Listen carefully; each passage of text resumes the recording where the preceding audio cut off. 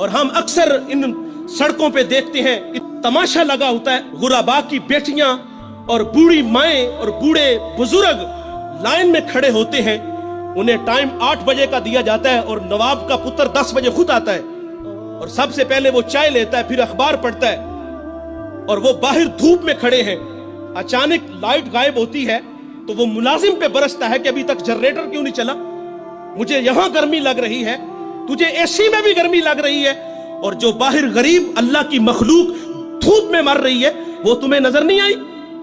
اللہ ایسی سخاوت کو ایسے مخیر حضرات کے منہ پہ مارے گا۔ اور ابو بکر خدمت کے لیے جاتے ہیں، جذبے کیسے ہیں؟ ایسے وقت میں جاتے ہیں جس وقت میں اللہ کے علاوہ انہیں کوئی بھی نہیں دیکھتا، خدمت کر کے آتے ہیں۔ کیا ہمارے اندر یہ جذبے ہیں؟ اور ہم تو 500 کا نوٹ بھی دیں تو ہزاروں لوگوں کو دکھاتے ہیں، ہم آٹے کا تھیلا دیں تو ذلیل اور رسوا کر کے دیتے ہیں، اور وہ کتنے بڑے لوگ ہیں یار، خدمت کرنے کے لیے جاتے ہیں، پاؤں میں جوتے بھی نہیں کہ کوئی میرے قدموں کی آہٹ کو بھی نہ سن لے۔ یہاں ایک توجہ یہ بھی آپ کی چاہوں گا، حضرت ابو بکر فرماتے ہیں کہ کہیں کسی کے نیند میں خلل نہ آئے میرے قدموں کی آہٹ کی وجہ سے۔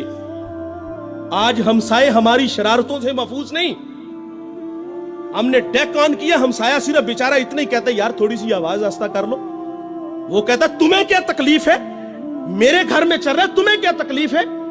یہ ہمارے یہ رویے ہیں صاحب، اور وہ کتنے بڑے لوگ ہیں چھپ کے خدمت کرتے ہیں صرف اللہ کی رضا کے لیے۔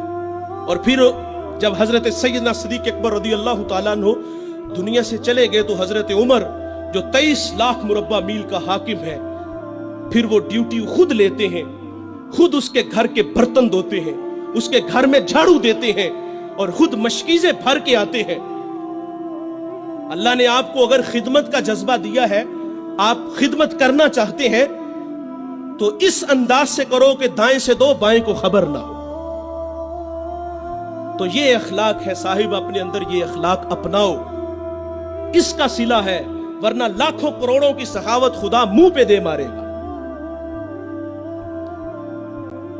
تو ایک زمانہ ہمارے اوپر ایسا گزرا ہے کہ لوگ ایک دوسرے کا احساس کرتے تھے۔ یہ بغداد کی کہانی ہے، ایک شخص صرف یہ دیکھنے کے لیے آتا ہے کہ یہ لوگ عزت کیوں اتنی زیادہ پا گئے ہیں۔ اس نے ایک ہوٹل سے کھانا کھایا، وہ مسلمان نہیں تھا، اور سامنے ٹیبل پہ ایک جوان بیٹھا تھا، وہ مسلمان ہے۔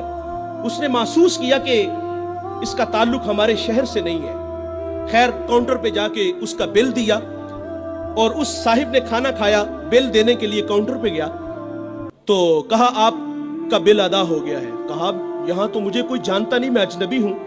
کہا ایسے ہی ہے، ایک مسلمان تھا اور اس نے آپ کا بل دیا اور چلا گیا۔ رکا اس لیے نہیں کہ آپ شکریہ کے لیے آگے بڑھیں گے، تو اس نے یہ بھی اپنے لیے مناسب نہیں سمجھا کہیں یہ نفس کی غذا نہ بن جائے۔ وہ اس بات سے متاثر ہوا، پھر ایک دکان پہ گیا، اسے کوئی چیز چاہیے تھی۔ جب دکان پہ گیا تو اس نے کہا یہ چیز مجھے چاہیے، قیمت طے ہوئی تو دکاندار پتہ کیا کہتا ہے؟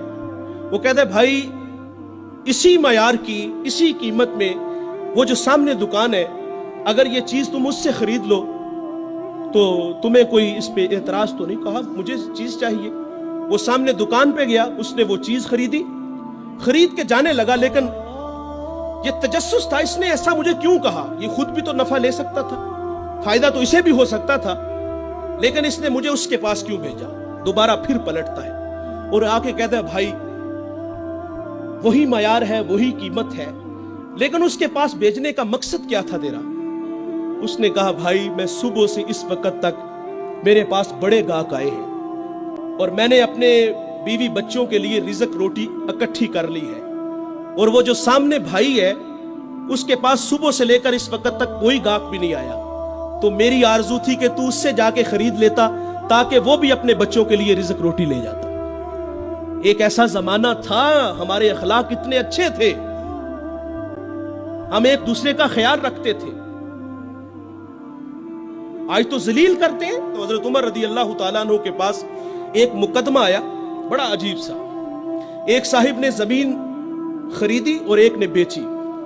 جس نے زمین خریدی اس نے ہل چلایا تو اس سے خزانہ نکلا، اور وہ خزانہ لے کے جس سے خریدی ہے اس کے پاس آ گیا، اور آگے کہتا ہے کہ بھائی میں نے زمین خریدی ہے, زمین کے پیسے دیے ہیں, اس خزانے کے پیسے نہیں دیے, یہ آپ مجھ سے لے لو. اور جس نے بیچی ہے وہ کہتا ہے بھائی یہ تمہارے مقدر, یہ میں نہیں لوں گا, یہ تمہارے ہی ہیں. ان کا آپس میں تنازع ہوا, حضرت عمر کے پاس آ گئے.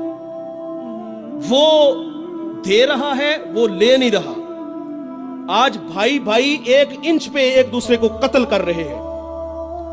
آج 1 انچ پہ بھائی جیونا مرنا ختم کر رہے ہیں اپنے بھائی سے. اپنی اولادوں کو بھی نصیحت کر کے جاتے کہ چچا کو منہ نہیں لگانا.